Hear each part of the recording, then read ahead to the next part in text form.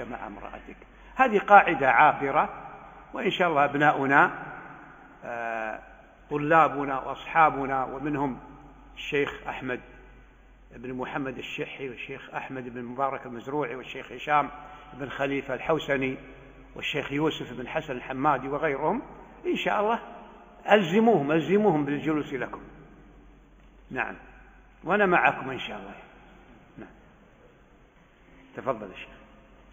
قال رحمه الله: وثمة آيات يقال فيها أول ما نزل، والمراد أول ما نزل باعتبار شيء معين، فتكون أولية مقيدة، مثل حديث جابر رضي الله تعالى عنه في الصحيحين أن أبا سلمة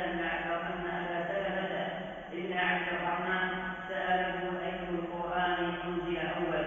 قال جابر: يا أيها المدثر.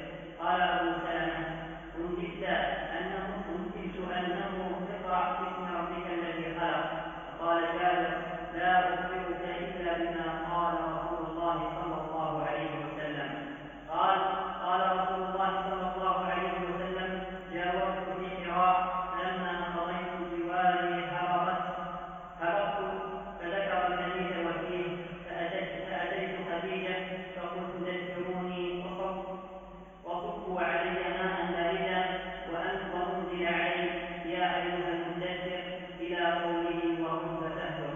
فهذه الأولية التي ذكرها جابر رضي الله تعالى عنه باعتبار أول ما نزل بعد فترة الوحي، أو أول ما نزل في شأن الرسالة، لأن ما نزل من سورة اقرأ ثبتت به نبوة النبي صلى الله عليه وسلم، وما نزل من سورة المدثر ثبتت به الرسالة في قوله قم فأنذر.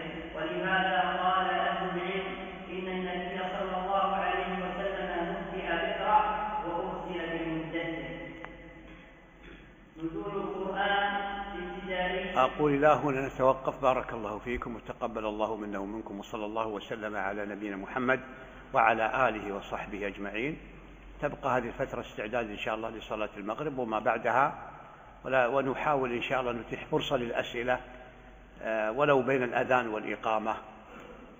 وفق الله الجميع. السلام عليكم ورحمة الله وبركاته.